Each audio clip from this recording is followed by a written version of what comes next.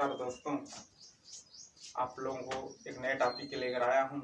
आज today topic बहुत important topic है, एक फंडामेंटल है फंगस का, इसको समझना बहुत ज़रूरी है। इसलिए आप इसको देखें, लाइक करें, शेयर करें। तो इसके पहले एपिसोड में हम आपको बताए थे पिछले दिन कि फंगस तो फंगस वहाँ तक डिफिनीशन हुआ था कि fungus is a chlorophyllous, saprophytes, filamentous, branches, septate, non septate, reproduction by asexual and sexual, absorbing food material by haustoria. तो आपने देखा था ये फंगस का डिटेल डिफिनीशन आपको पहले हम बता चुके हैं, लेकिन यहाँ पे बताना बहुत जरूरी है कि फंगस कितने तरह के होते हैं। तो fungus is A two types.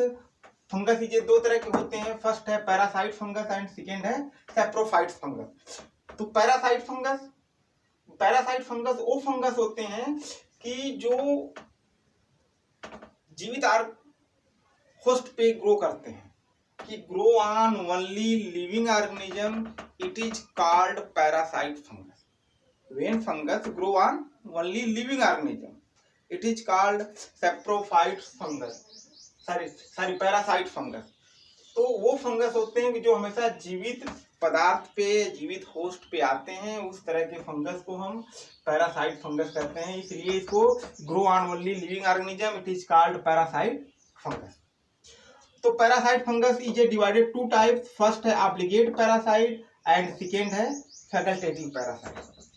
तो ऑब्लिगेट पैरासाइट कब दो तरह के होते हैं, एक होता है ऑब्लिगेट पैरासाइट होता है, दूसरा facultative parasite. So obligate parasite grow on only living organism but can not be grown on artificial media और culture media, it is called obligate parasite. वो फंगस जो हमेशा जीवित पदार्थ पे आते हैं, जीवित होस्ट पे आते हैं, लिविंग ऑर्गेनिज्म पे आते हैं, बट इसको हम आर्टिफिशियल मीडिया पे या लेबोरेटरी में ग्रो नहीं करा सकते। इस तरह के फंगस को हम बोलते हैं ऑब्लिगेट पैरासाइट फंगस। राइट, आपने समझा? Obligate parasite grow on only living organism but can not be grow in artificial और culture media, it is called obligate parasite. Example rust है, जितने भी रस्ट हैं सब ऑब्लिगेट पैरासाइट होते हैं। पक्सिनिया रस्ट है, रस्ट ऑफ लिनसीड है, रस्ट जितने भी रस्ट है, मैनी क्रॉप में जितने रस्ट ग्रो करते हैं सब क्या है? ऑब्लिगेट पैरासाइट है। सेकेंड आपका है फैकल्टेटिव पैरासाइट। फैकल्टेटिव पैरासाइट में basically grow on only living facultative parasite वो ऑर्गेनिज्म होते हैं कि एक कुछ समय के लिए लिविंग पे इन्फेक्शन करते हैं और फिर उसी को मार करके फिर सैप्रोफाइट के रूप में कन्वर्ट हो जाते हैं। तो facultative parasite basically are saprophyte but under certain condition behave like parasite, it is called facultative parasite।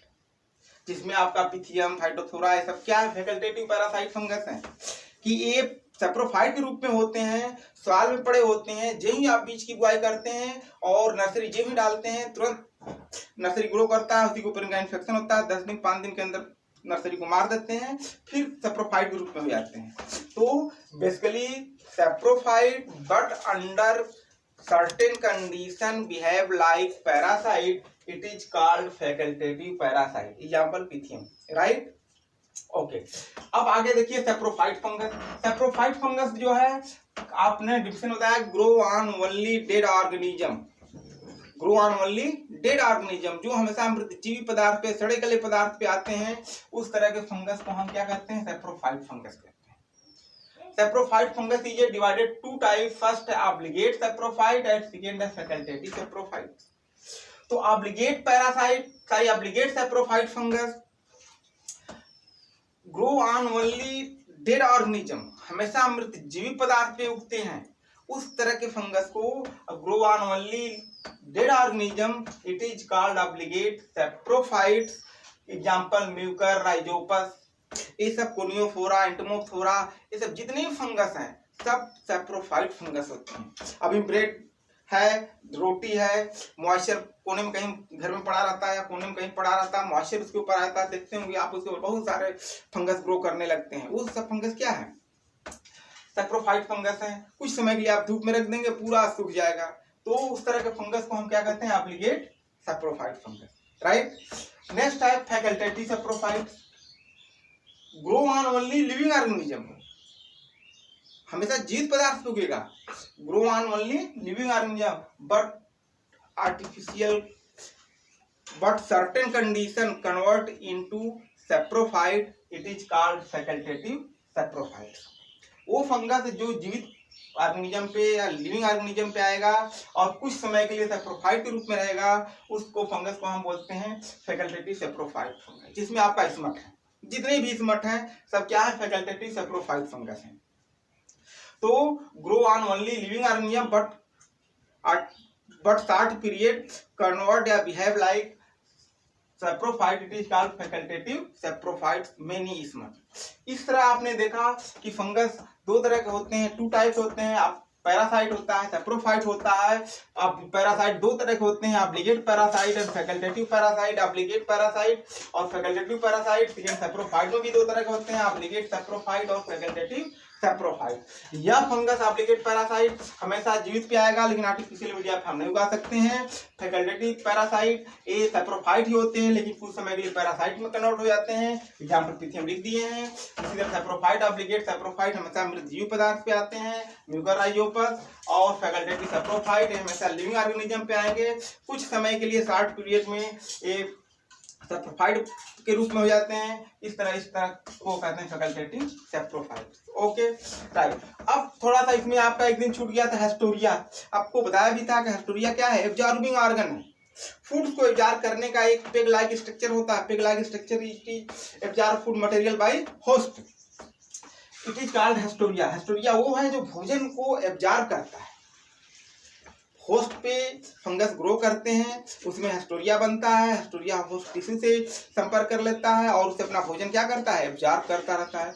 जबकि आपने देखा होगा कि भोजन फंगस कैसे लेता है, ग्लाइकोजन एंड ऑयल के रूप में लेता है।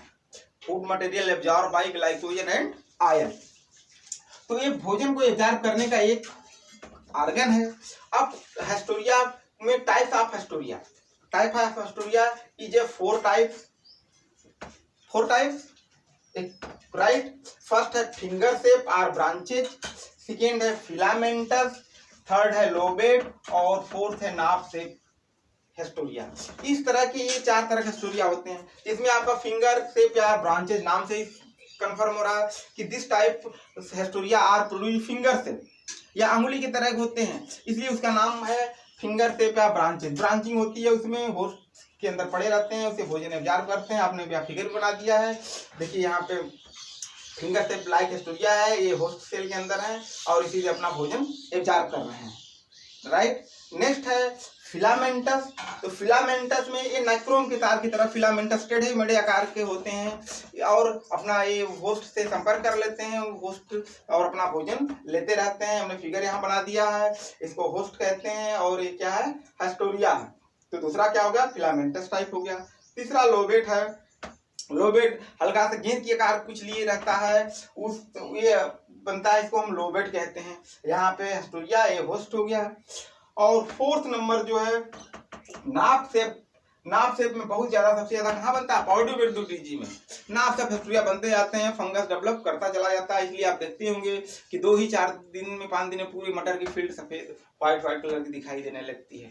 तो ये हेस्टोरिया आपका 4 तरह के होते हैं, finger shape, filamentous, Lobate and नाप शेप। Thank you. ओके।